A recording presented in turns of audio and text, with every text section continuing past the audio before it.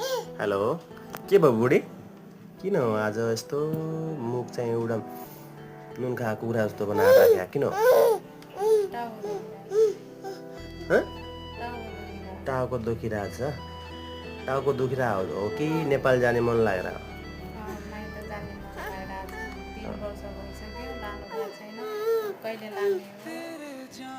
र त्यो भएर परेछ आज बिहान बिहान बुढी चाहिँ सोचमा नेपालको साह्रै याद लाग्यो क्या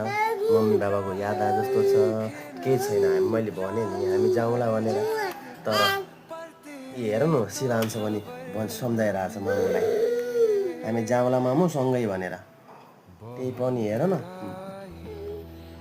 नुन खाएको जस्तो मुख गरेर बसेछ दसैँ दिवालीमा जाने रे त्योभन्दा अगाडि नजाने